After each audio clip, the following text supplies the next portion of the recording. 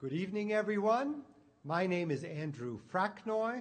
I'm the astronomy instructor here at Foothill College in Silicon Valley, and it's a pleasure for me to welcome everyone here in Smithwick Auditorium, as well as everyone listening to us or viewing us on the web, to this lecture in the 13th annual Silicon Valley Astronomy Lecture Series.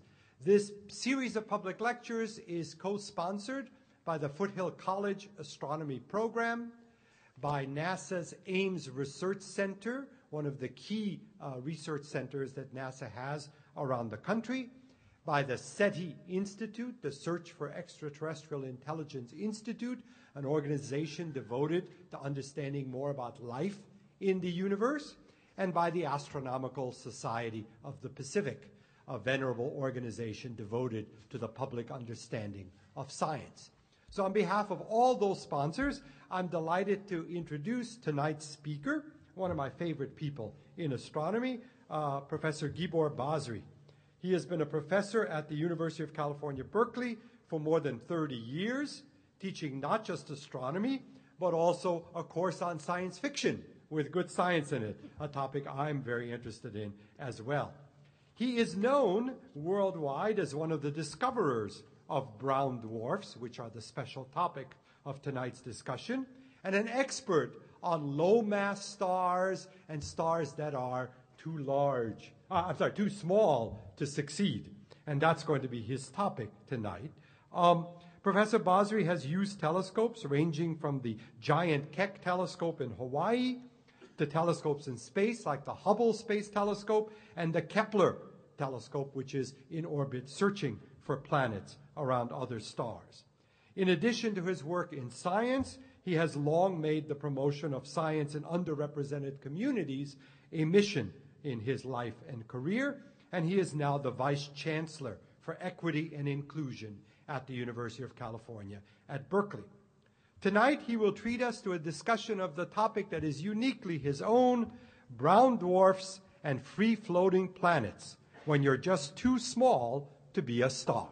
Ladies and gentlemen, Professor Gibor Basri.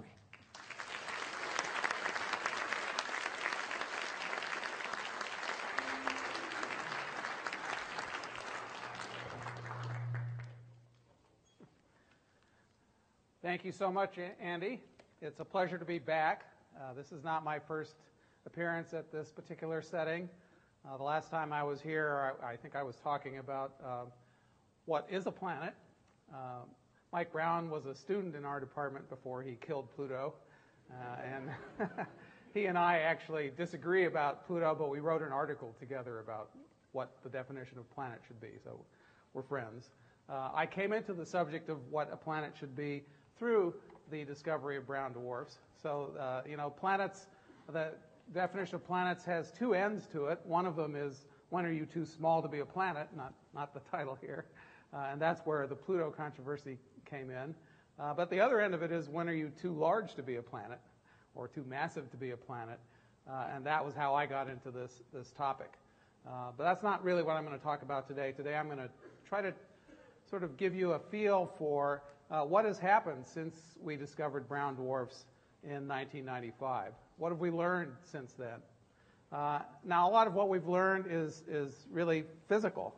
I am an astrophysicist, so I do like learning physical things about objects, but that makes it a little bit harder to talk about. So I'm gonna try tonight to give you actually a flair for the physical things that we're learning about these very small objects, and also a physical feel for why we don't consider brown dwarfs to be stars. Actually, I'll argue that maybe we should, but we'll get to that in a minute.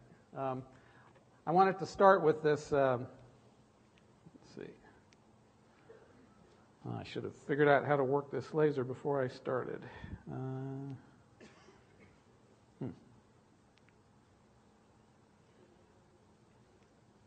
Well, maybe someone will come up and figure it out for me. In the meantime, in case you can't read the caption on this cartoon, which appeared in the New Yorker not too long after we discovered brown dwarfs, it says, face it, in this town, either you're a star or you're just another brown dwarf. And so the question is, why do we distinguish between these two? So let me start with my my kind of physical exposition here, and what we want to talk about right now is what holds these things up. So why are stars the size that they are and the brightness that they are? What is it that actually fixes that? It turns out that the size of the star and the luminosity of the star depend on how massive the star is, and so why is that? And I think the important thing that I want to talk about right now is the question of what holds it up. So what holds up a star is really heat, or thermal pressure more particularly. So the star has to be hot enough to cause the atoms in its whole body to move hard enough to bounce against each other to create pressure, and that pressure counteracts gravity. And basically what determines how big a star is and how bright it is when things come into balance. So in the center of the star you have nuclear fusion going on. The more you squeeze the center, the more easy it is to have fusion and the brighter it might get. And so if you squeeze it too much, it gets too bright and the star gets too hot and it starts expanding out. And then if you let that expand out too much, it sort of cools off too much, and then it doesn't have enough energy being generated and it comes back. So stars find some kind of equilibrium based on that. So that's how stars work. Brown dwarfs don't work quite that way, and that's why people have talked about them as not really being stars.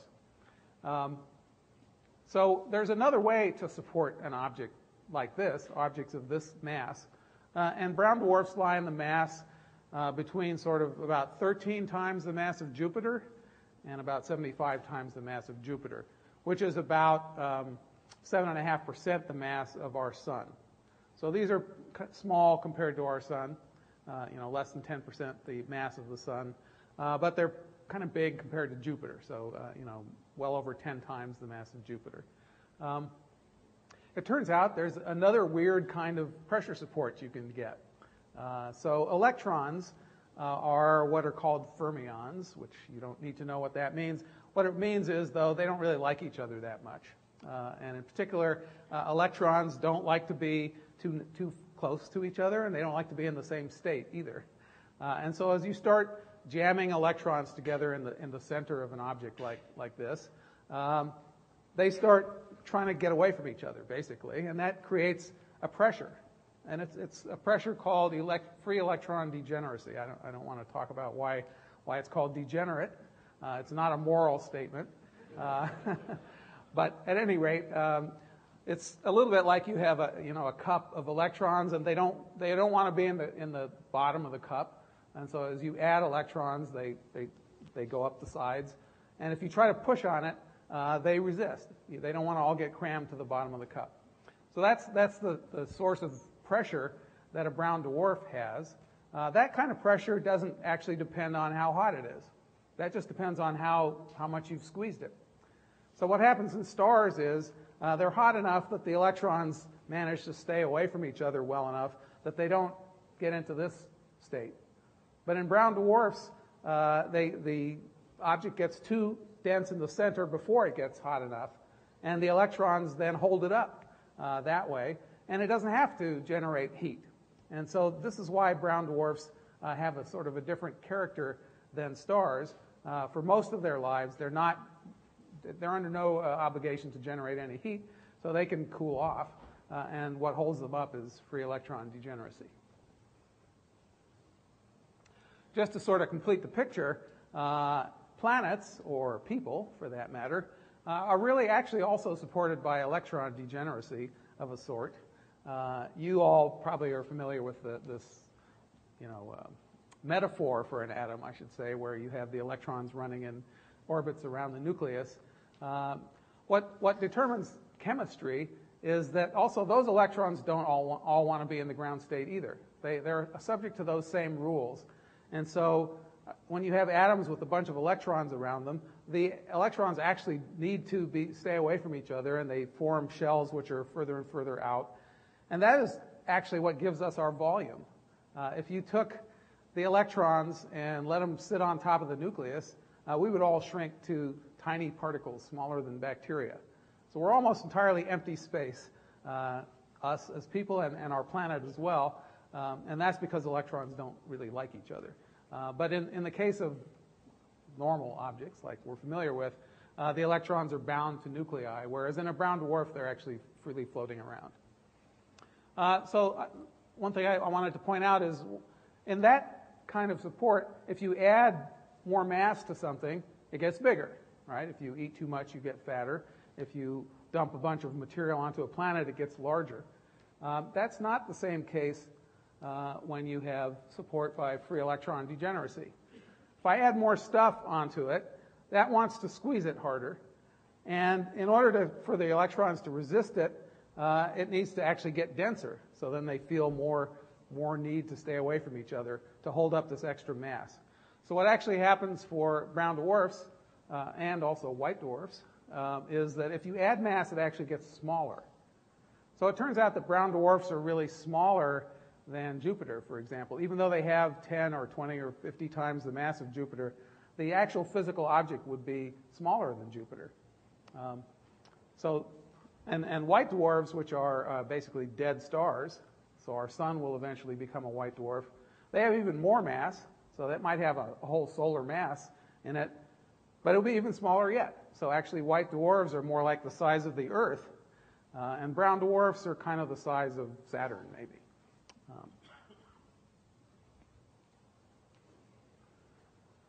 Okay, the other thing I want to talk about as a basic characteristic of brown dwarfs is what happens on the inside of them. It turns out, so what this graph shows, and you know, I'm going to show you various graphs.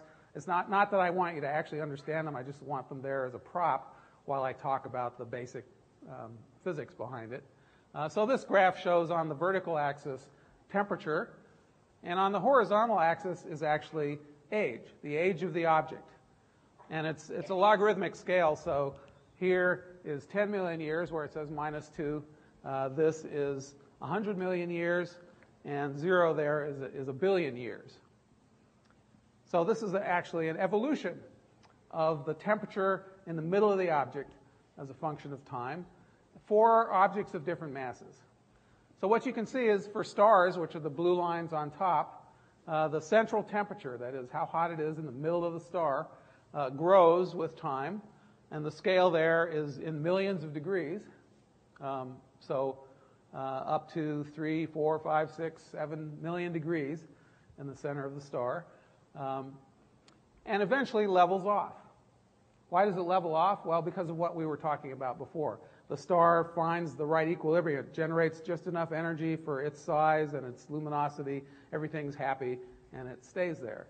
And that is really what we mean when we talk about stars. We mean an object which is able to find an equilibrium in which it generates all the energy it needs in the middle of it, in the nuclear burning core, and finds a stable equilibrium and just kind of sits there for some amount of time. Okay? I have a line there labeled hydrogen burning limit. So stars are mostly made of hydrogen, and burning here means sort of thermonuclear fusion. So once you cross that line going up, you are like a hydrogen bomb in the middle.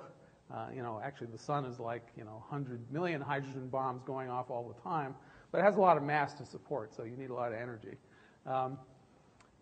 And so once you get above that line, you have thermonuclear fusion of hydrogen. You may notice that the brown dwarfs, which are, it's kind of hard to see the colors here, but it's the middle set of lines. A few of them, the highest mass brown dwarfs, get over that limit briefly, but they don't stabilize like stars do. They start going back down. Why do they start going back down? Because their cores find enough pressure from electron degeneracy. They don't need that fusion, and so it actually starts going back out again. So that is how people define the difference between stars and brown dwarfs. Okay? And then below there's a line called deuterium burning limit. So it turns out in the Big Bang, the universe was made of hydrogen to begin with, because hydrogen is really just protons. And then there were a few nuclear reactions in the first few minutes of the universe. Some protons were put together. Some of them turned into neutrons and were put together. And they made what we call heavy hydrogen. So that's not just a proton, but it's a proton and a neutron. There's a little bit of that, kind of a 100,000th as much as there is regular hydrogen. There's this deuterium out there. Also on the Earth. You may have heard of heavy water reactors, for example. Those use deuterium. The deuterium burning limit is much lower in temperature than the hydrogen burning limit because you have a neutron available. I'm not going to get into the physics of that. Let's just say it's lower. So you notice all the brown dwarfs are above the deuterium burning limit. That's the sense in which I might say they're really actually stars too. They just burn heavy hydrogen, except there's not very much of it. And then they run out of that. And the ones which don't get above the hydrogen burning limit just turn over. And even the ones which do also turn over. But you could think of the brown dwarfs as being momentarily stars. And by momentary here, I mean a few million years. The first few million years of a brown dwarf's life, it is actually burning heavy hydrogen. It's shining partly because of that. And then that kind of goes out. And after that, it fades. What's not shown on here is the fate of stars like our sun. They eventually also run out of fuel. And as I said, form a white dwarf, and it begins to fade too. So stars also have this fading part of their life. It's just that it takes place off this graph. So it takes place for most stars in longer, stars like the sun and lower in mass, for longer than the current age of the universe. So it's not shown on here. So you can quibble a little bit about whether brown dwarfs are not stars or whether they're just stars that only do the first nuclear burning phase. But most people want to call them not stars. I'm happy to go with that because then I get credit for having discovered a new kind of astronomical object, the substellar domain. Okay, this is basically what I said. So this shows, instead of the central temperature of the objects, it shows how bright they are, their luminosity. Again, as a function of time, the same time scale on here. And you notice the stars, everybody starts as bright as it's going to get. That's because at the beginning of their life, they're not actually living on nuclear burning. They're living on gravitational contraction. Just the fact of the star squeezing together releases gravitational potential energy. That's actually a better energy source than nuclear fusion, it turns out. And they're actually brighter at the beginning. But when they contract to their equilibrium size, then of course they stop contracting, and that energy source goes away at that point. So everybody is moving to fainter luminosity with time. But you notice the stars over there on the right, the blue lines, they find a stable luminosity. It's powered by hydrogen fusion, and then they live for a length of time which depends on their mass. Actually, depends on inversely on their mass. So the less massive the star is, the less fuel it might seem to have, the longer it lives. This is like sustainability in the galaxy. So, you know, if you drive a Prius, you don't use up as much energy, really, as if you drive a Hummer, and you can go longer on a tank of gas. And it's kind of that way with stars as well. So the low-mass stars actually can live for hundreds of billions of years, even though they might only have a third or a fourth the mass of the sun, whereas the sun kind of gives out after about 12 billion years. The brown dwarfs, you'll notice they're kind of flat at the beginning there, the green lines there. That's where the deuterium burning is happening. So they do have a flat part, and that's why I say you could call them stars then. But then after that, they're just cooling off. And the red lines at the bottom here are those objects that are below the deuterium burning limit. And I want to call those planets because they don't ever have any fusion at all. And they start off bright due to contraction, and they just cool with time. Okay. So that's an introduction to the physical characteristics of these objects. A lot of what we've learned about them and what we're interested in was that, but also what's their atmosphere like? And in particular, as you saw, brown dwarfs keep cooling with time. They cool into the regime, the temperature regime, where young planets, young giant planets, like the young Jupiter, the same temperature as a brown dwarf earlier in its career. So we're very interested in looking at those things because unlike planets, which are hard to see because they're usually found right near stars, and stars are usually a lot brighter than the planet. And that makes it hard to see it. A brown dwarf is usually found out by itself. So we can actually look at it and see what the surface is like, what does the atmosphere look like, and I'll talk about some of the really interesting features of that. But basically, we're learning about also what do young planets look like. I'll also talk a little bit later in the talk about the fact that we actually see a few young planets directly now. We can compare them to brown dwarfs of the same temperature. So that's a lot of the interest. Now I'm going to get a little more technical on you for a moment, but because it's kind of interesting actually, and this also shows you why brown dwarfs are sort of planet-like in a sense. So the first plot on the upper left there is a plot of atmospheric transmission. That's our atmosphere, the Earth's atmosphere. I'm going to talk about spectra. So let me just explain what a spectrum is. A spectrum is a little like your radio dial. Okay, you can turn your radio dial and you get different frequencies as you turn your dial. And there's different stations at different frequencies, and you can listen to one or the other or the other. Well, light is like that. In fact, radio and light are actually the same thing. It's just the light is higher energy, higher frequency. So what a spectrum means is, let me look at some characteristic of either light or the things that absorb light as a function of wavelength, or if you like, as I turn the dial. Okay? So the top panel there, let's see if I can use my cursor.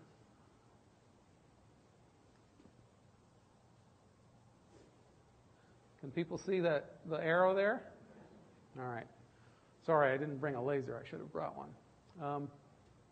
Oops.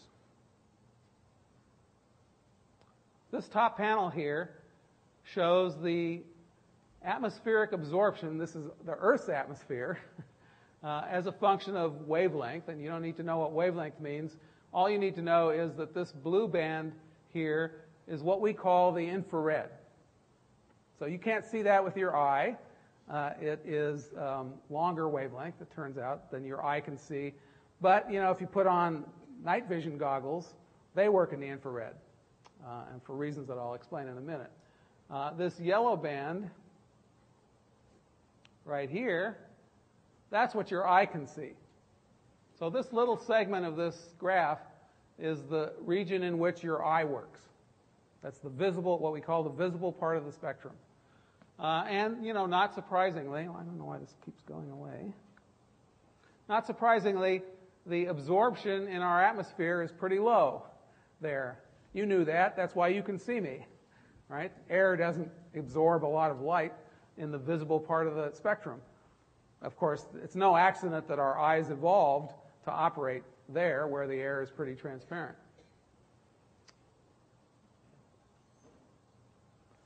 So, in the infrared, you'll notice something kind of funny looking here. There are a bunch of peaks of absorption. What does that mean? That means if I try to look at this wavelength here, the air looks really thick, opaque. It's like a dense fog. You can't see very far in it. But if I change wavelengths a little bit, if I get off of this band here and get into here, oh, now it's very transparent. I can see really well. Why is it that way? Well, this actually also has to do with climate change and the greenhouse effect and so on. If you look at the next panel down, this one, notice what it says here. You probably can't read it. It says water vapor. Water vapor. So obviously the Earth's atmosphere has water vapor in it. And water vapor has this funny pattern of absorption as a function of wavelength, where it has these regions where it absorbs a lot, and then if you move in wavelength, suddenly it's transparent, and then it absorbs a lot again, and so on. And you notice the next one down here is called carbon dioxide. This is the one everybody's all exercised about. We put more carbon dioxide in the atmosphere, we're going to get more of a greenhouse effect. What does that mean? It means those bands that absorb are going to be stronger. Well, you can see that if we didn't already have water in our atmosphere, water would be much more of a concern of ours.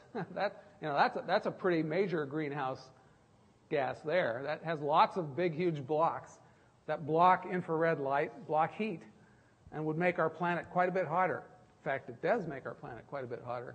Carbon dioxide doesn't look that bad by comparison, but the answer is we already have the water vapor, and so now we're adding carbon dioxide. The Earth would be frozen if you didn't have that greenhouse effect from water vapor. So we're actually too far away from the sun to have liquid water on our surface if you didn't have a greenhouse effect. The Earth would be quite frozen. It would have stayed frozen its entire life. So the greenhouse effect due to water is already taken into account. That's what makes this planet comfortable. And then it's carbon dioxide that we're worrying about now. Well, what's my point? Why do I care about that with respect to brown dwarfs? Well, brown dwarfs are cooler than stars. So if you look at the bottom here, these are the amount of power now, the amount of power that a star produces as a function of wavelength again, for stars of different temperatures. So this yellow one is meant to represent our sun. You notice the power is pretty strong right here at the visible, okay? Again, not exactly an accident. Maybe a little bit of an accident, but at any rate, everything works out nicely. The sun puts out lots of power in the visible part of the spectrum. The atmosphere is transparent to that, and our eyes work there, so it's all good. As I go to cooler objects, this is 1,000 degrees, this is 600 degrees, 300 degrees. 300 degrees, this is the Kelvin scale. This is about the temperature of the Earth, okay? So you put out power like this in the infrared. This is 10 microns, which is a unit of wavelength, if you like. So we're all sitting here shining right now at these wavelengths. So if I turned off all the lights, it would be dark, but dark and visible light. If our eyes worked at 10 microns, we'd see everybody glowing. In fact, you all put out about 100 watts all the time, but mostly at those wavelengths. Brown dwarfs live in sort of this part of the spectrum, so they're like 1,000 degrees or a couple thousand, or the cool ones are a few hundred degrees. So they put out most of their power out here, well away from the visible. That's why for visible light, brown dwarfs are really faint. They're putting all their juice out here. They're not putting out hardly anything over here in the visible. So we want to observe brown dwarfs. You want to look at them with telescopes or whatever. You're a lot better off if you can move over to the infrared. They're going to be substantially brighter. But if I move over to the infrared, I've got to deal with those absorption bands as well. Because if I'm on the ground, I'm going to be looking up through our atmosphere. On a brown dwarf, they're cool enough that water vapor also forms, amazingly enough. It's hot enough that it's steam, really. There's plenty of steam in the atmosphere of a brown dwarf. The steam has the same pattern there. So it's hard for the light of the brown dwarf to come out where those absorption bands are high. The brown dwarf's pretty opaque. And it's easy for the light to come out in between them. So the brown dwarf tends to shine out in the holes in the spectrum there, which happen to be exactly the same holes in our atmosphere. So it's like there are windows in the atmosphere of the brown dwarf. These are windows in wavelength where the light comes out. And they happen to be lined up with the windows in our atmosphere so the light can come down. And so the spectrum of a brown dwarf, as seen from the Earth, and as seen at the brown dwarf even, looks like this. And hopefully you now understand why it's got this really strange peaked appearance. This is what the spectrum of the sun looks like up there. Nothing like that. Sun's too hot. It wipes out any molecules, so there's no water vapor in the sun. So it doesn't have to deal with that source of blockage. But a brown dwarf can look like this. And we can see it just because our atmosphere actually is somewhat similar. So water vapor is the controlling thing in both instances. I don't know if that was comprehensible to this audience, probably at least some of you. If you want to ask me more about that, hold your question and ask it at the end. Okay. So I said brown dwarfs cool off over time. So we should expect to see brown dwarfs of different temperature Maybe if I didn't point it out. Also, it depends on what mass you are. So if you notice the mass scale over here, the most massive star shown is 200 Jupiter masses, which Jupiter's about 1,000th the mass of the sun. So that's about 0.2 solar masses. 20% the mass of the sun is the top line there. The break between stars and brown dwarfs you see is somewhere in the 70s. So as I said, 7% of the mass of the sun is where you go from stars to brown dwarfs. But you notice the mass scale is going down. So if I go to any particular place here in luminosity, or it could be in temperature, I can find the same place for a higher mass object later. So if I drew a line, a vertical line across, a horizontal line across, I would say, let's say I did it here at -4, I'd intersect planets first, but really young planets. Then I'd get into the brown dwarfs, but they'd be a few 100 million years old. And then if I'm high enough, then I'll actually hit really low mass stars, really, a billion years or a few billion years into their life. All at the same luminosity or all at the same temperature. So it's tricky in this domain. You really, if you want to understand the object, you really need to know what mass it has, but also how old is it. That's something that doesn't really hold for stars, but it definitely holds in the substellar domain. So this is it's a source of confusion even for astronomers. So we'll talk about brown dwarfs at different temperatures, and they'll tend to think that, the cooler one is actually lower mass. Well, that would be true if they were all the same age, but they're not all the same age, so it's not necessarily true. Anyway, we've been talking about spectra, so let me just mention that astronomers like to classify stars by their spectra, and we call those classifications spectral types. And it's a really weird system. It doesn't, it's letters, but it doesn't go in order. It's O, B, A, F, G, doesn't really make sense. And it also didn't go far enough to cover brown dwarfs. So, nobody knew brown dwarfs, and the coolest star is only so cool. And so the spectral sequence ended at M. And one of the exciting things, and that sequence was put together in the early 20th century. And then nothing happened, really, until 1995 or so. Actually, it was 96, I guess. And in fact, my group was the first to formally propose that we need another spectral class, and the next spectral class would be L, right next to M, but for no particular reason. And so we have L dwarfs, which are the next tranche down in temperature from the M stars. And then it didn't take long at all, another year or two before people started to find even cooler brown dwarfs whose spectra look different enough that we say, all right, okay, we'll have another spectral type, T. So then you have the T dwarfs.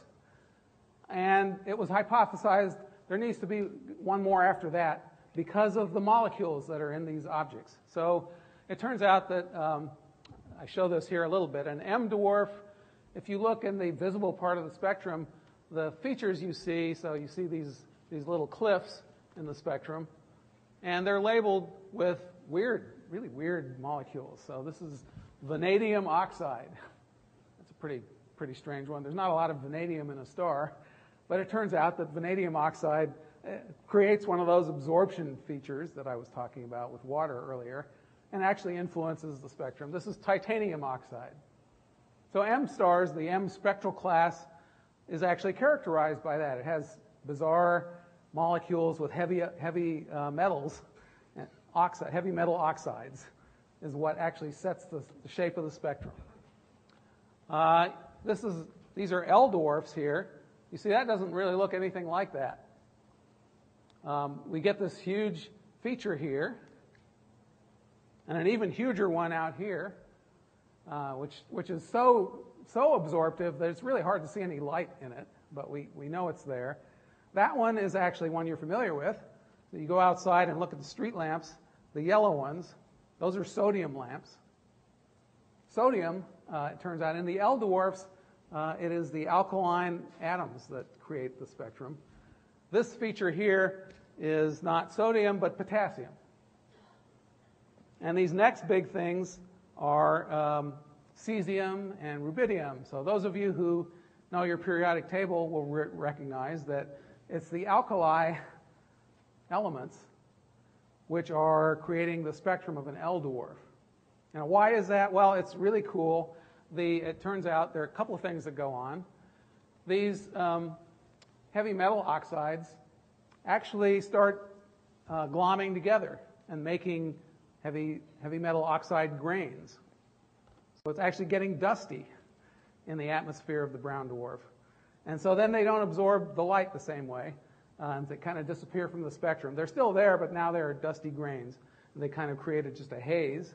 And the thing that does shape the spectrum is now the alkali metals, which have very low excitations. These are very cool objects, so these are the things that show up. And then in the T dwarfs, it gets to be that very peaky thing that I showed you earlier. So now it's basically water and methane and those kinds of things that set the spectrum in the T dwarfs. And people said, if we get to the last spectral class, we're going to start getting ammonia clouds. Those are like what Jupiter has, because we're going to be down so cool that we're starting really into even solar system planet temperatures. So one of the big things that's happened since we discovered brown dwarfs is we've done a lot of study like this, and we've seen what these atmospheres look like, and we've characterized them, as I show on the right there, down in temperature. And what temperature are they? So the L dwarfs, you can see, occupy from about 2200 Kelvin down to about 1500 Kelvin. And then there's what's called the LT transition, which is a little weird. Objects sort of are all the same temperature, and yet they look different. And I'll explain why in a second. And then below that is these T dwarfs, whose spectra are dominated by water and methane. Water and methane are, of course, in Jupiter's atmosphere as well. So what's going on? Well, especially at the LT transition, what's actually going on is clouds. Clouds are forming. We've got these dusty metals in the atmosphere. They form clouds, and then some of these other molecules start forming clouds. Now, obviously, this picture is not a picture of a brown dwarf. It's actually an artist's rendition of Jupiter. But they're pretty related, actually, brown dwarfs and Jupiter. So we have these really strange clouds. These are clouds not made of water droplets or even methane droplets or anything like that. They're made of droplets of heavy metal oxides. And they'll rain sometimes, and you might get iron droplets raining out. So it's hot. It's hot compared to the Earth. It's a couple thousand degrees, but it's really cold for stars. So stars don't do this. Stars don't have clouds on them, but brown dwarfs do have clouds on them, and we can see the effects of that. And the LT transition is actually a place where the cloudiness is changing, which makes the spectrum look different without changing the temperature very much. And so people do I'm not going to explain these models except to show that this is kind of looking at the color of the object, one spectral band relative to another. If you do it right, you can see things get kind of organized. So the M stars are up here in this color plot. Then here are the L dwarfs. And then the T dwarfs head off over this way. These blue points are the T dwarfs. But theory didn't really expect them to do this. And these lines on here are models that people do of these objects in which they include cloudiness. And in fact, basically it gets cloudier and cloudier as you go this way. And so people now play this game where they see these points on here and they say, well, this thing's somewhat cloudy, and this is more cloudy, and these are pretty cloudy. And you ought to be able to tell maybe if it's got different levels of cloudiness on it. Maybe there's some weather you could actually see. Now, of course, remember, these are all distant objects. We only see a point of light. So we always have to analyze them through these slightly indirect methods. But this isn't very indirect, actually. So here, on this top plot, is the brightness of a particular brown dwarf near the LT transition over time. And it's labeled from 0 to 1. That's essentially the longitude. So from 0 to 1 is a complete turn of the object. And it says below it, you can't read it, it says P equals 7.7 days. I'm sorry, 7.7 hours, excuse me, 7.7 hours. So you may or may not know that our giant planets are pretty rapid rotators. Jupiter spins in about 10 hours. Saturn, Uranus, Neptune, they're all in the sort of 7 to 11, 12-hour spin period range. That means their day lasts for 10 hours or 7 hours or whatever. So another commonality between brown dwarfs and giant planets is brown dwarfs have a tendency to be spinning that fast as well. Their spin periods are measured in hours. So you can watch during a night and see whether you see any change as the brown dwarf spins once. It might spin all the way around in one night of observation. And what that plot up there shows you is the brightness varies, and it varies in a systematic way. So it looks like one side of the brown dwarf is brighter than the other side. And then it does it again. This picture on the right here is an infrared picture of Jupiter. And it shows you what's probably happening, why we're seeing this kind of observation. So Jupiter, as you all know, has clouds too, and has sort of clear spots. So there's no solid surface. So if the cloud's clear, you see deeper clouds. But these objects are organized so that the deeper you go, the hotter it looks. So in the infrared, the bright parts of Jupiter there are places where it's less cloudy. I can see further into Jupiter, and it's hotter. And if it's hotter, it's brighter. And so that's what those bright bands are. So you can look at Jupiter, and you can say, okay, the bright areas are areas where the upper clouds have cleared, and I'm seeing down to another lower cloud deck.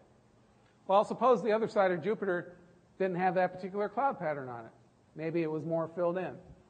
Then that side would be darker than this side. Or if it was more cleared, it would be brighter. And as Jupiter spun, even if you couldn't see that, you would see this. And so we do believe that we see weather on the brown dwarfs. And then over time, like over a few days, the pattern, the depth of the dips and so on changes slowly. That's got to be the weather changing on the brown dwarf. So that's another very nice way in which they sort of look like planets in a sense. So over here, there's a model people have done from this data, trying to figure out, what is the clearing and what's the temperature difference. So this on this axis is temperature difference, and on that axis is the actual temperature of the object. So it looks like, a temperature difference of maybe 300 or 400 degrees. So you can figure out how much further in you're looking to get that kind of temperature difference. So how much clearing there must have been. And the object itself is, something like 1200 Kelvin. 1200 Kelvin is kind of like what's in your toaster oven when you're toasting. So if you looked at these things, people used to think they would look like a dull red. But as I've explained to you, their spectra are significantly more complicated than that. This sodium and potassium absorption and so on basically takes out the middle of the spectrum. So your eye would see something at the red end, and then it would see a little bit something at the blue end. And that's why when we draw them, and they were misnamed, they probably should have been called purple dwarfs. So the person who named them brown dwarfs is Jill Tarter, who has been the research director at SETI Institute right here for a long time. And she was thinking, these are cool enough that they'll form dust. And she was right about that. And then she was thinking, well, dust is, brown, whatever. And that's how they got called brown dwarfs. But actually, they're more like purple dwarfs.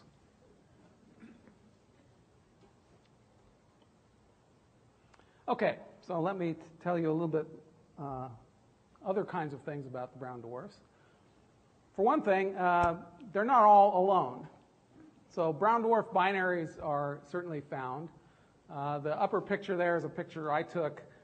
This is at the Keck telescope. I'm about to try to take a spectrum of the brown dwarf It's that, let's see, I guess I can use the cursor for this one. It's this little bright dot here. And that black stripe just below it is the slit of the spectrograph. So I'm about to move it into there and take a spectrum. That's how we get this kind of data. But you notice there's this big bright, there's this big bright thing above it. That's an M star, so that's a low mass star. It's probably a third the mass of the sun. You see how much brighter it looks than the brown dwarf. And it's only probably 1,000th as bright as our sun is. So the brown dwarf is really, really faint. So that's one of the reasons they weren't found for a long time. They're hard to find. This is a Hubble Space Telescope picture we took of one of the first brown dwarfs that was an L dwarf that we were looking at. And in fact, we looked at three L dwarfs to test whether any of them had companions. And 2 of them showed up with companions. And it turns out the third one had a companion too. It was hiding behind, so they were 2 lined up for even Hubble to resolve them. But a few years later, it moved enough that you began to see both of them also. So that's not that uncommon, but it's not as common as with stars. So what we have learned is that there is something like 20% of the time, if you're looking at a brown dwarf, you're probably looking at 2 brown dwarfs. That's more like closer to 50% for stars like the sun. Okay? And the other thing we've learned, and this has been learned mostly from our searches for planets around stars, especially the wobble technique in which you're actually just looking for the planet to be tugging on the star and you're just trying to measure the motion of the star. Well, if it was a brown dwarf there, it would pull a lot harder, right? If it's a 1 Jupiter mass planet, that's not nearly as effective as a 20 Jupiter mass brown dwarf. So those techniques would have uncovered any brown dwarfs that were orbiting solar-type stars, even at a much greater distance than the planets they found. And for the most part, we don't find those. So this is the so-called brown dwarf desert. So I don't want you to get the wrong idea, though. The brown dwarf desert only means there's a kind of lack of brown dwarfs which orbit reasonably close to stars like our sun. So it's not very likely we would have a solar system in which there was a brown dwarf around a sun-like star. But it's much more common that they would be in orbit around a low-mass star or in orbit around each other. Okay, now I want to spend a little bit of time on what has been the most excitement in the brown dwarf game over the last couple of years, which is, not too surprisingly, a NASA mission. What's great about a NASA mission is it goes into space where you don't have to worry about this water absorption in our atmosphere anymore. Okay? So what you'd love to do, and what they did do, is get an infrared telescope up in space. The telescope itself, of course, you don't want to be warm because that glows in the infrared. So you have to cool the telescope down to sort of liquid helium temperatures. And you needed infrared detectors that were big arrays of detectors like the ones you have in your cell phone for visible light. And those have only recently really been available. So that's why this mission didn't happen before. But so here's what the WISE mission looks like. You see it's not that big. It's kind of the size of a Volkswagen bus or something. And most of it is actually a liquid helium tank to keep the telescope cool. And that only lasted for less than a couple of years. But during that time, was able to scan the entire sky several times. And the idea, now you're experts on spectroscopy, so you can get this idea pretty quickly. The idea is to go into the infrared. So here's 1 micron and 10 microns again. Remember, the Earth sort of emits over here. So do brown dwarfs that are only a few hundred degrees hot, right? So let me put my own filters onto the spacecraft and design them cleverly. So I'll put one filter here, so it'll pass light in this part of the spectrum. That'll measure the brightness of things that are sort of the temperature of the Earth, or a couple times the temperature of the Earth. Things that are hotter will look even brighter in this band until the peak of the wavelength moves too far away, then they'll start getting dimmer again over there. But the main trick is here. Let me take one of these big bright bands that come out of the brown dwarf, I'll put a filter right on there. So that's a little like our own atmosphere. Okay? So our atmosphere lets through light at that wavelength. So does this spacecraft filter. But the trick is, now I can afford to put another filter right next to it, where the Earth's atmosphere totally knocks out the signal, but I'm in space. So I can measure the signal right adjacent here, where a brown dwarf also knocks out that signal. Okay, great though. If I ratio these two filters, I can detect all the objects that have a really big peak here, because I know that it's not bright right here, but it is bright here. Okay, whereas on the Earth, I wouldn't have any idea what happened here, because I can't see anything at that wavelength. So that's the essential trick of the WISE mission. It's not that it's a wise thing to do, although it is a wise thing to do, but it stands for Wide Field Infrared Survey Explorer. Okay, and that mission flew in the last few years. It actually had another band out at 22 microns for even cooler stuff. But that wasn't brown dwarf science. Okay, so here now, we've talked about spectral type a little bit. So here are the M stars, here are the L dwarfs, here are the T dwarfs, and here's Y all the way over here. So this is really a temperature scale going from warmer to cooler, except that on a stellar scale, the stars are all out here. So we're into the substellar temperature range here. And this is that ratio of those two clever filters, the ones that find the peak. Okay? And so this is what you find. You measure that ratio, and that ratio changes as a function of spectral type. And these are all the black ones are all the brown dwarfs that Weiss found. The purple ones are ones that had been found earlier. So you can see WISE is sensitive to these really cool things that we really were having a lot of trouble finding before. And the other thing is WISE is an all-sky survey, so you're going to find everything that's at least bright enough for it to see that has these really strange colors and pick out especially the really cool down to the Y spectral range. And so this is how you do it. These are false color little postage stamps out of the all sky picture, right? And you just adjust the colors so that when the filters have the ratio that you want, it looks green. And when they don't, it looks blue or white or red or whatever. And so you see a green dot at the beginning, at the middle of each of these postage stamps. Those are all Y dwarfs. So it's not quite that simple, but of course you can think of it. If I adjust the WISE data properly and produce an image of the sky, I just have to find all the green dots. That's the basic idea. Now, then you can go back and study those objects with other instruments. So, for example, this is a detailed spectrum of a Y dwarf and a really cool T dwarf. The difference isn't that big. So the Y dwarf is the green and the T dwarf is the red. You notice the red is taller than the green there, but a little less tall over here. That's the kind of subtle stuff that astrophysicists make their business on.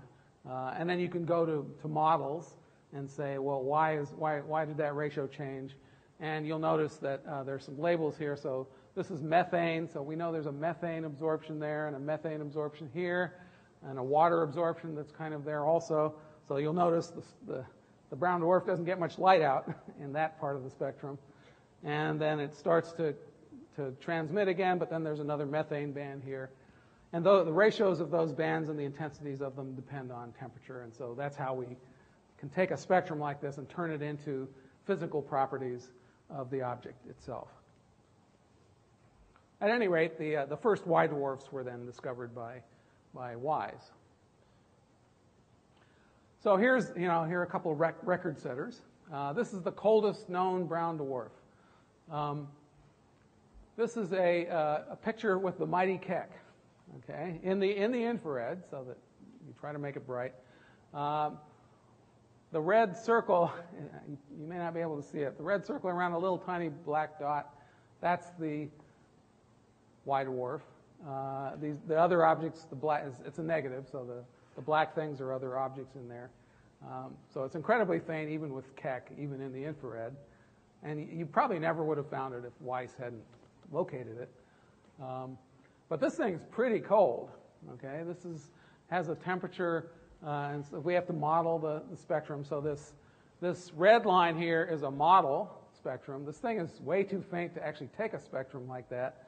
All we get the brightness of it at a few colors here, and then try to see which one sort of fits the model best. So the black dots are the actual measurements at those wavelengths, and the other two colors are what you would turn the model into. So it's a bit of a tricky business still, and people aren't super confident what the temperature is, but it's something like 350 Kelvin. Well, what's the temperature of the Earth? In Kelvin, the temperature of the Earth is 270 Kelvin. So this thing is not a whole lot hotter than the Earth is. But it's a free-floating object. And now, getting back to the beginning of the lecture, is it a planet or is it a brown dwarf? Well, that depends on how old it is, which we don't know. Okay, so if it's young enough, it's a planet. And if it's too old, it's a brown dwarf. But either way, it's really cool. Really cold. And they actually have measured the parallax of it already. So the parallax is basically the apparent motion of that object in the sky caused by the orbit of the Earth going around the sun. So it's 11 parsecs away, which is like 35 light years away, something like that.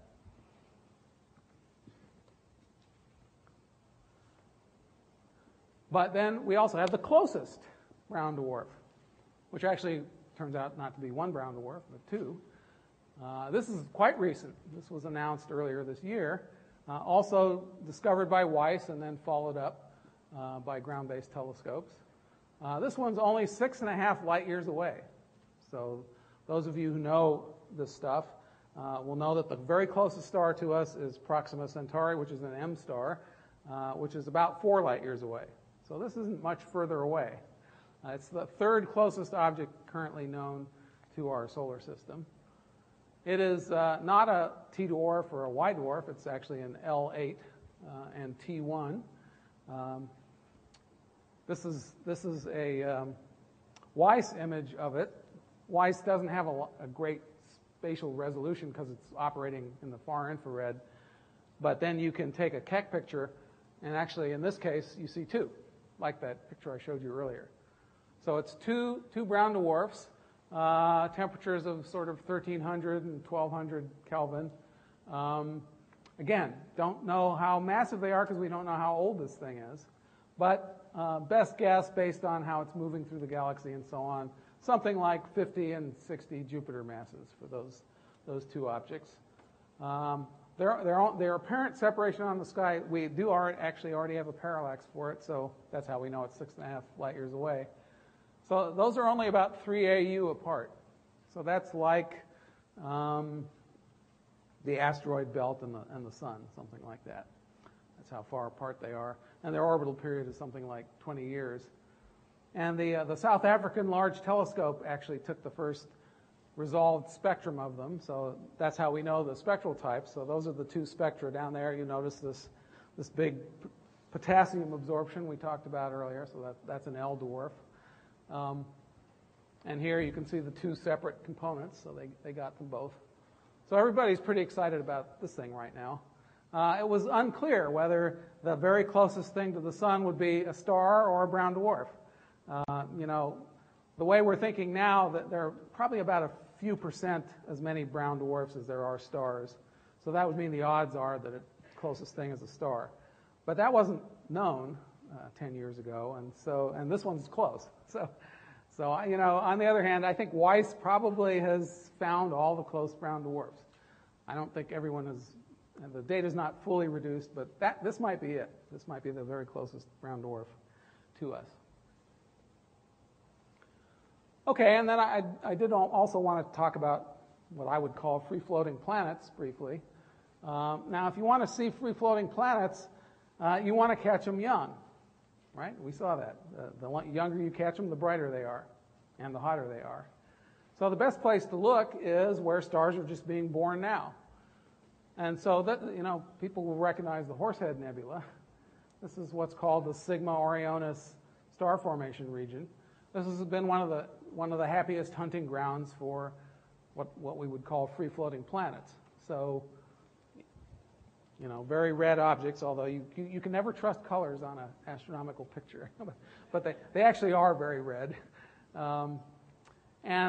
Since we know the age of the stars in this very young cluster, we presume the planets are the same age. We can infer a mass based on their luminosity. And these things are less than the deuterium burning limit. So they are sort of 10 Jupiter masses, 8 Jupiter masses, 6 Jupiter masses. So it looks like the same cluster and conditions that form stars work all the way down into the brown dwarf realm and even beyond into what we would call free-floating planets. Now, whether those planets were born free or they were escapees from a planetary system is still a bit of a question. So I do want to also show you a really exciting system that has been discovered in the last few years. This really wiggy-looking thing here is a star, but it's been blocked by an instrumental that's called a coronagraph. So you try to block off all the light from the star. You don't quite succeed, but you get rid of almost all of it, leaving this weird thing here. But now you see, and this is an infrared picture, 1, 2, 3, 4 objects, which are very red, very faint, and we kind of know the age of that star, actually, and so you can infer the masses of these things. And 3 of them are in the sub-deuterium burning realm, so I would call them bona fide planets. And the 4th one, B there, is like 20 Jupiters. Well, this is throwing people for fits, okay? First of all, though, it's nice. You can observe them, obviously. You can take a spectrum of each one. That's been done quite recently as well. You can't really see the comparison spectra on here, but they're of spectral type L and T. So it's what I said earlier. The brown dwarfs and the planets will pass through the same temperature ranges, and young planets will look like the same as brown dwarfs. But they're not quite in the same place on that plot. There are those green dots there. And that's another one of these cloudy diagrams. But where you sit on that diagram also depends on the surface gravity of the object. So if these are planets, they're not going to have as high a surface gravity as brown dwarfs of the same temperature. And so they move a little bit over, as predicted by theory. And they look relatively less cloudy. But that hasn't been tested yet. But what's really weird about this system is you've got these 4 objects. And in fact, we've been observing them long enough you can begin to see them move. So they're in orbit around the star. So that looks like a planetary system. Thing is, these are 100 AU and more away from the star. And all the theories of planet formation say it's really hard to build a big planet that far from the star. Never mind 4 of them, one of which is a brown dwarf, even bigger. And so I would say right now this is a theoretical conundrum for planet formation folks or star formation folks. We see quadruple star systems, but they're never like this. They're always 2 stars are close to each other, 2 stars are close to each other, and those 2, they're going around each other like that. So it's a hierarchical quadruple. This one is definitely, there's a massive star in the center and 4 little guys going around it. So it is arrayed like a planetary system, but at least one of those is definitely a brown dwarf. And in my article with Mike Brown, we talk about the fact that we'd love to classify things cleanly into how they're made and so on, but nature may not cooperate with us. And I would say it probably didn't there. Well, I've talked about that one. So how do you make them anyway? Well, our classic picture of planet formation is when you make a star, you always end up with a disk around it, and that we see that observationally. And the disk, it turns out, I mean, it's turning out, the Kepler results are telling us the same thing. Once you get a disk, you almost certainly get planets. That is why we don't know all the details of planet formation.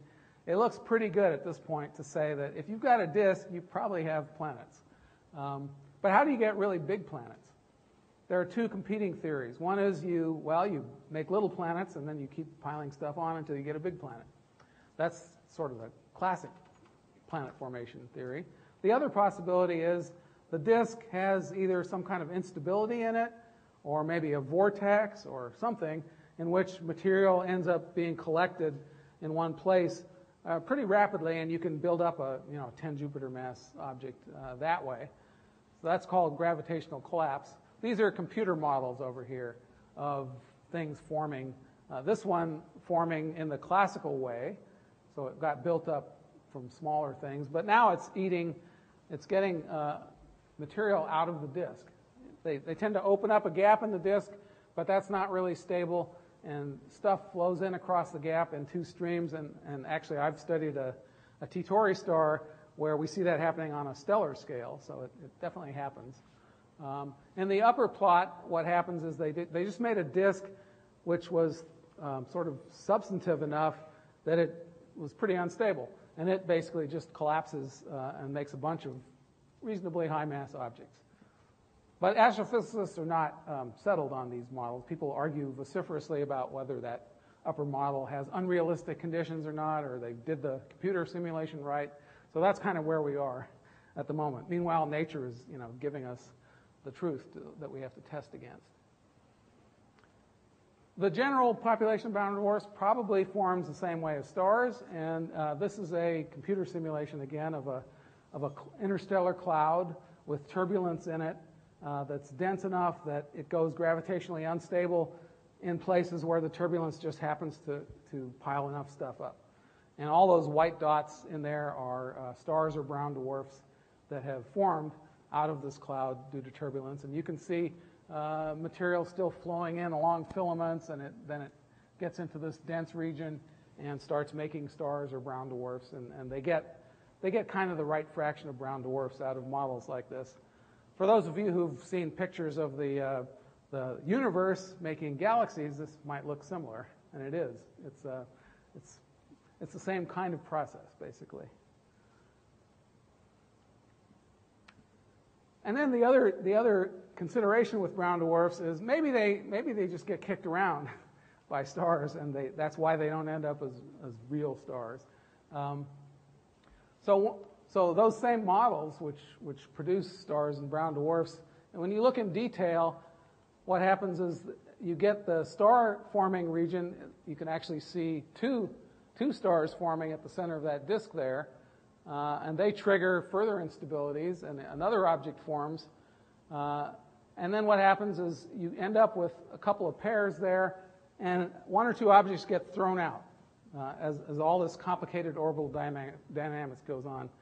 You can't see this very well, but this is the orbital tracks of objects in those simulations. So it's a mess, right? Stuff's coming in, forming, interacting with other stuff. And brown dwarfs, or I should say, the smallest objects are the ones most subject to ejection. And what some people are arguing about is maybe what happens is you're starting to make a star, and then that thing gets ejected before it's able to collect up its due in material, and it would have been a star, but it got thrown out too early, and that's why it's a brown dwarf. The other possibility is you just make brown dwarfs, and then as they interact with the multiple stars near them, they end up being the ones thrown out just because they're easier to push around, essentially. So maybe it's just because they're WIMPs, and so then they stay WIMPs like that. Okay, so that's a little tour through the things that we're learning about substellar objects since they were discovered.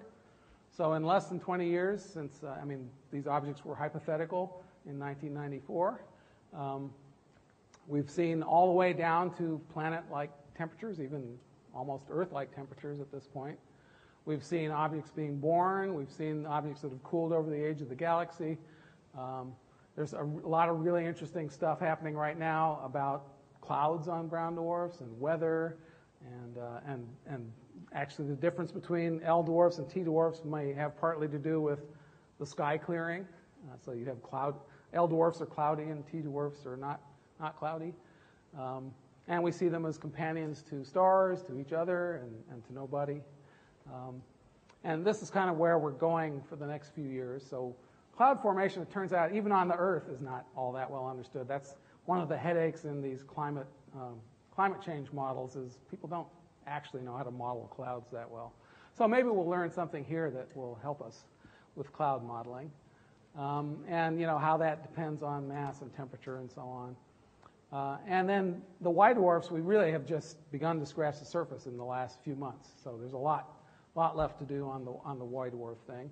And finally, as I was talking about at the end, there are a lot of connections between brown dwarfs and planets.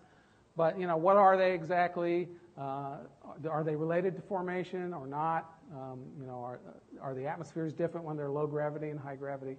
All that kind of stuff. So it's still a very exciting field, and a lot of people are in it now. And the Weiss catalog has been sort of just released, so you can expect a lot more results over the next few years. Thank you.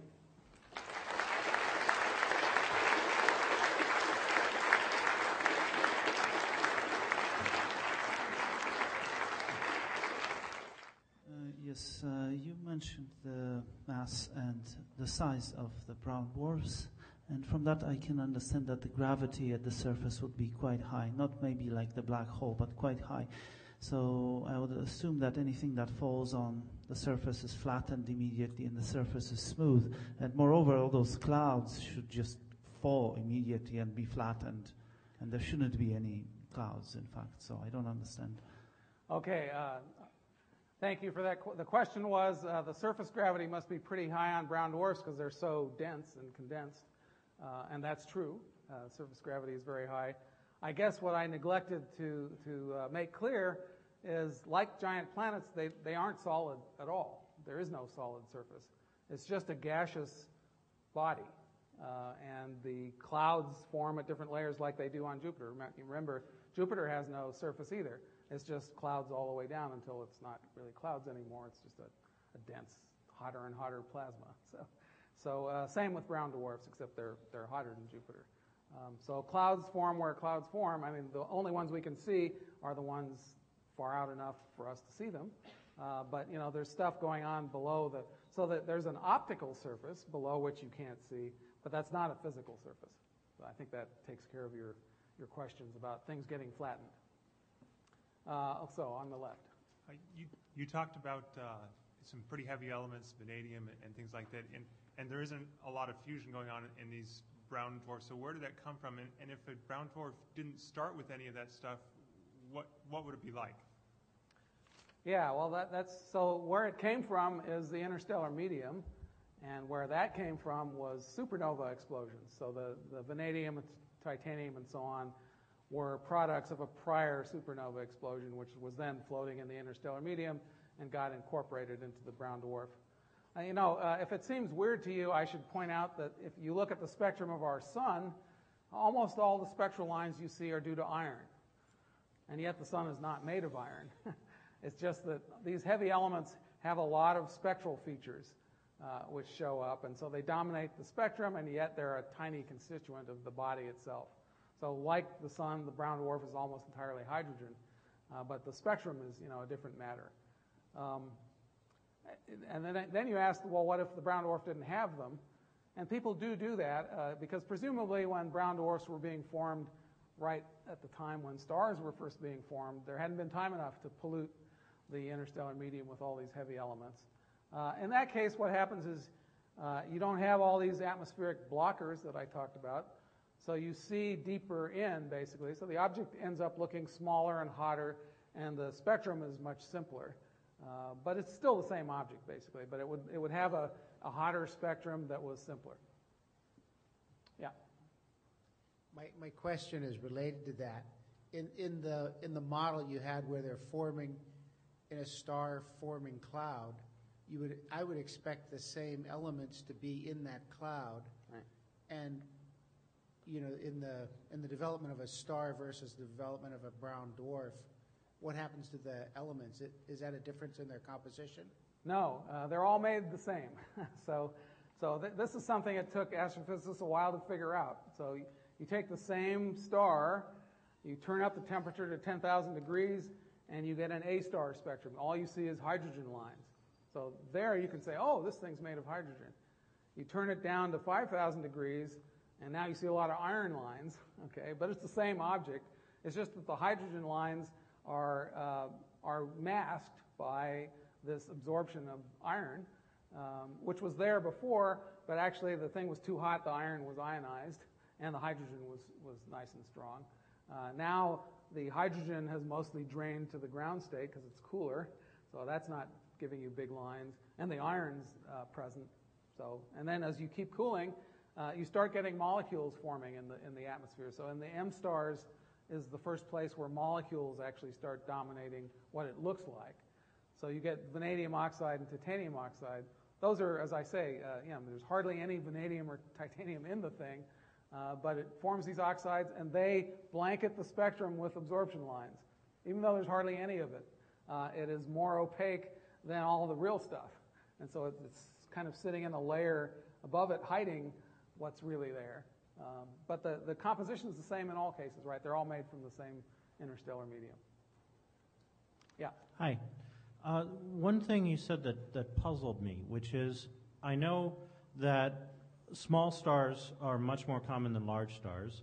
And from all the talks I've been going to from Kepler results, small planets are looking much more common than big planets, and planets are looking more common than stars. Right. But you're saying that brown dwarfs are less common than M-class stars, so there's this dip. And I'm wondering if maybe just we haven't detected them, or if there's a theoretical basis. Is the universe old enough for closely formed pairs to have spun down to become M stars, or what? No, that's a really good question.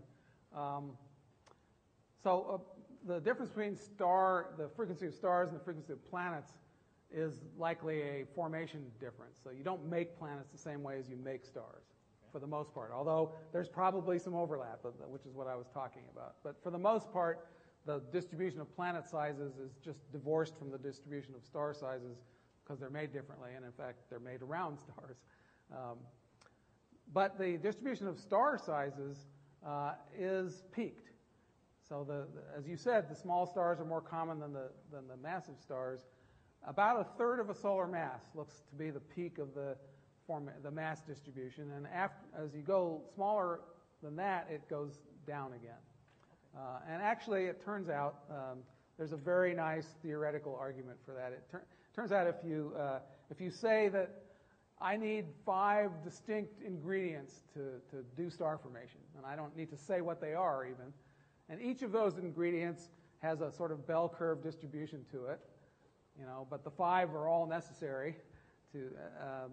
Then the central limit theorem yields a mass distribution, which is what's called log normal, which is basically like a bell curve but in logarithmic space. So that'll have a peak. And now where the peak is, well, that depends on what the actual processes are and how they're distributed. So it's a third of a solar mass for whatever reason, but it falls off on both sides of that. And so that's why the brown dwarfs are not as common as the stars. Thank you. Yeah. Sir? My question sort of feeds into that. I mean, I understand from globular clusters that we found some planet inside globular clusters that were formed in a different processes that, the sweeping out process, but it's coagulation of material. So I was wondering if you could expand on that. What is the terminology you would use for the formation of a planet inside a globular cluster and brown dwarfs? If it's not the sweeping out process, do you have a name for it? And then yeah. I guess I'm just happy with that. Well, so we're not. I hope I gave you a little skepticism about whether we really know how planets are formed or how these objects are formed when we see them around stars. Like the system I showed you is basically a puzzle. But there are 2 fundamental mechanisms that I didn't fully name. One is called core accretion, in which you start with a core and you start putting stuff on top of it. And the other one's called gravitational collapse or gravitational instability, although it might be fluid instability. At any rate, those are the two basic processes. And so I don't think anybody really knows the globular cluster planets, which are, I think you're talking about ones that are still orbiting stars, right? That's right. Yeah. So the difference between globular clusters and today's star formation mechanism or places is there are a lot less heavy elements in globular clusters. They were formed much earlier in our galactic history. So it's possible that the gravitational collapse mechanism was favored at that time, and maybe you mostly got bigger planets if you got them at all. Whereas now it's easy to make lots of small things and then try to collect them together because you have more heavy elements to work with. But we don't know that. Every time planet formation folks have predicted something, the observations have contradicted them, basically. And so I'm not a theorist, but I don't trust. I think it's great, to make predictions, and then the observers can go see if it's right. And then the theorists always adjust the theory to match that, but then something else comes up. So that's kind of where we are with formation theory. Yeah. You mentioned that there are dwarfs that are approaching Earth-like temperatures, and we know that there are likely to be planets that also have Earth-like temperatures. But the planet is going to be close to the sun and will have a lot of higher energy wavelengths hitting it than presumably would occur in the dwarf. And I wonder if there's any speculation with respect to the friendliness to creating life under these two quite different conditions. Do we need the high energy wavelengths coming in as part of the process? I hadn't actually thought about life on brown dwarfs, but as Andy knows, I'm a really open thinker, so I'll have to think about it. But of course, the brown dwarf's temperature has cooled to that point, and it's still generating all that heat internally. The Earth's temperature is coming from the sun, basically. Right. So that's fundamentally different. And of course, the brown dwarf has no solid surface, whereas the Earth does. So there's been a lot of speculation about whether Jupiter, for example, might have life on it. We know that Jupiter, as you go in, the surface of Jupiter, the outer layer is pretty cold because it's 5 AU from the sun. But as you go in, you reach a layer where it's exactly room temperature and there's plenty of water vapor, and we see a lot of organic molecules floating around, and people have certainly speculated whether you can form life if you don't have any solid surface anywhere. In other words, the problem is that these things are convecting. So, you're at this really lovely conditions, but then, a downdraft pulls you into super high pressure and temperature. So even the cool ones are not, no solid surface? Yeah, no brown dwarf has a solid surface. Okay. That's an absolute statement I can make. No solid surfaces. Okay, thanks. All right. Yeah. So I guess with my mental model that temperature says you're at a temperature where this is a gas and you get cooler and it goes to liquid. As we're talking about these gases, no surface and just gas, sort of, do they eventually cool to the point that they do start to go through phase transitions and collapse, or does it stay to be clouds of gas all the way home? And then I have a second question is I'm thinking about the right side of that spectral temperature graph you were showing. If something is the temperature of a planet and maybe larger than we traditionally think of a planet, are we saying it's a brown dwarf because it once was a brown dwarf, or because it's that big? I'm using a physical definition for brown dwarf, which just is an object which is massive enough to have deuterium burning, but not so massive that it can have stable hydrogen burning. So that just sets a mass. So if it's under 13 Jupiter masses, I'm going to call it something other than a brown dwarf. And if it's over 75 Jupiter masses, it's going to be a star. So that's the definition I'm using. In terms of liquids, yes, as things cool, the most refractory things condense first, and that's what's happening in the M dwarf to L dwarf transition. So the titanium droplets and the iron droplets and so on, they're becoming liquid, but not a pool, just droplets, basically. It's making clouds. And then as you get cooler, other molecules form, and then they form droplets and so on. By the time you get down to the coolest brown dwarf, you've got ammonium clouds and water clouds and stuff we're more familiar with. If you keep cooling, the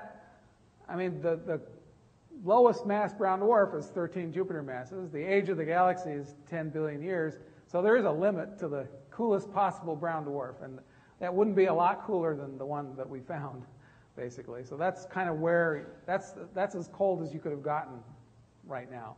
But if you keep waiting for another 50 billion years, then it'll be as cold as Jupiter maybe.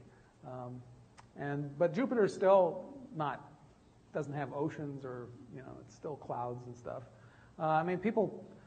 Planets like Uranus and Neptune probably have a significant fraction of the planetary radius is occupied by something you might want to call an ocean. It's a lot of water, but it's under such high pressures that it's not clear you really would want to call that a liquid exactly. So we don't have good words for, the interior of Jupiter is metallic hydrogen. Is it solid, liquid? We don't. Our words that we use don't really apply to states of matter like in the interiors of these things. Yeah. As I understand it, that the brown dwarfs are super compacted, gravitationally collapsed, degenerate matter. Yeah. So at least in the inside. Yeah. Well, it's hard to see this as a potential planet, since planets are not made of collapsed matter. I'm just asking you whether you think that there's an object which at the end of its stellar life does not collapse into super dense bodies and remain normal matter, such as we know here on Earth. No. We know what happens to stars at the end of their lives. So stars which are less massive than about sort of 8 times the mass of our sun end up as white dwarfs. Now, you could argue about whether a white dwarf ends up being a crystalline structure. They do, in theory anyway. So it can end up a stellar-sized diamond in a sense. So the material in a white dwarf is carbon and oxygen. So the carbon is compressed far harder than diamonds on the Earth. And that could have a solid surface at some point. Neutron stars, which is what you get sort of between 8 solar masses and some number like 20 or something like that. People they talk about the crystalline structure of a neutron star or the crystalline surface. And these starquakes that we see on neutron stars do imply that the surface cracks, basically, as the neutron star contracts. So you could call those solid surfaces, although the gravity is 10 to the 8 times higher than on the Earth. So the gentleman who asked about things getting flattened would have a really good point if he was talking about white dwarfs or neutron stars. You put anything there, it'll get flattened out into a monomolecular layer. And then above 20 solar masses or so, you get a black hole, which doesn't have a solid surface. And that's what you get. So it's either white dwarfs, neutron stars, or black holes. Those are the stellar products. And brown dwarfs are really like white dwarfs, but they're much lower in mass, which means they're bigger, and they're not going to crystallize nearly as quickly. So you wouldn't have any in the current universe, and you probably have to wait, 1 trillion years before we want to talk about it. Last question. Yeah. I have a question about the electron degeneracy. The picture that I'm getting from you is that we have electrons that are filled from their lowest energy levels up to whatever's needed. Right? All right. So we have levels that are filled up to, let's say, well, this would be like a very conductive object. We fill up to a Fermi level. Beyond that, you'd have free electrons on the outside. And if the thing is rotating, so you're going to have an extraordinarily very high magnetic field that's generated by a very rotating, highly conductive object. Well, it's a little trickier than that. So First of all, the electrons don't know about the state of every electron in the whole object. They know about the electrons within some sphere of influence. But they do get relativistic in the interior. So they have the ones that are squeezed out of all the lower energy states are squeezed up to high enough energy states that they end up moving relativistically.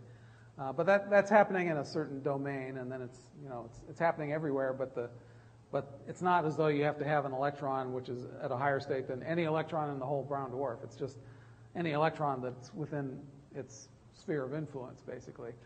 And that's happening on the interior, but as you get high enough or I should say, as you go far out enough on the brown dwarf, the gravity is getting less, and the temperature is getting less, and you get back into normal states of matter at some point. So then you just have regular free electrons. They're not degenerate. And so it's more like Jupiter as you get towards the outside of the brown dwarf. And of course, the parts we're looking at are really normal matter. So we have water vapor and stuff like that. So that's nothing like a degenerate gas. So it's really deep in the interior where this degeneracy pressure operates. But that's the place where you would get nuclear fusion, and it's not needed because the electron degeneracy provides enough pressure already. Well, if they're degenerate down there, then wouldn't they also be, they would have to be very, very cold as well? Well, it depends on what you mean by cold. In a thermodynamic sense. Sorry? In a thermodynamic sense. They're not moving. They're moving. No, they have to move. As I said, they move at the high energy ones move at relativistic speeds.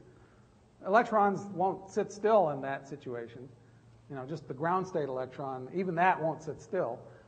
But the ones that are higher energy in part means they're going to be moving faster. But they're forced to move faster, not because I add heat, but just because there's so many damn electrons around them. It's the quantum effect of having a lot of fermions in a small space that makes them move so fast. It's a strange effect. It's not something that normal life has anything to do with, but we know it happens. So it's pretty weird, but that's what makes them work, and that's why they're called substellar objects, because stars' interiors are not like that. They're thermal. Thank you. All right, and let's thank Dr. Basri.